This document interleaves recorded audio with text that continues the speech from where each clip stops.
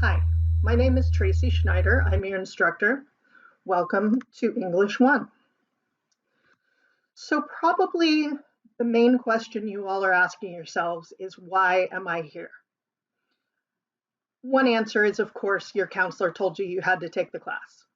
It might be another instructor told you had to take the class, or your parents, or somebody's making you. So what you have to do is figure out why you're here for you, not just because other people are making you be here. Otherwise, you won't get very much out of the class. So I'm going to help you with that. The purpose of this class is to teach you to write better.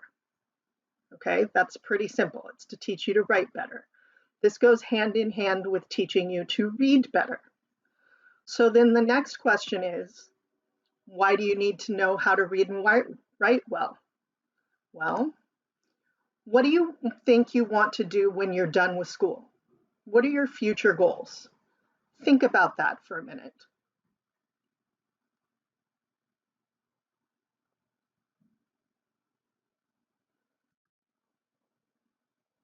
So now with that in your mind, let's go back to talking about writers.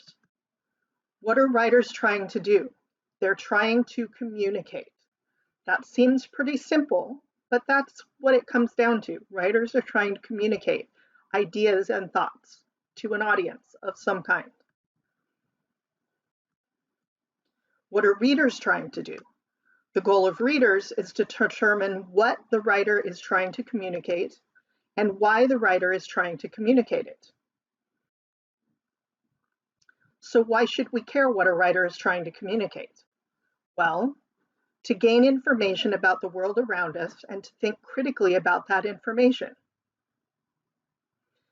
We have to know what's happening in the world around us in order to think about it, in order to behave the way we want to behave, to make decisions in our lives, in our jobs, in the political realm, to live more fruitful and rewarding lives.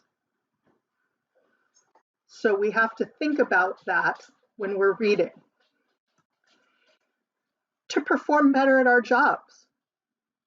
You may need to read things to perform better at your jobs. You definitely have to think critically to perform better at your job. And so reading and writing tie into that. Reading and writing help us to think. That's the purpose. So in your job, the job you thought about earlier when I asked you what your goal was, or in your current job, when might you need to communicate with someone? When might you need to gain information from someone? When might you need to think through a problem? When might you need to give instructions? When might you need to explain an idea? When might you need to request help or advice?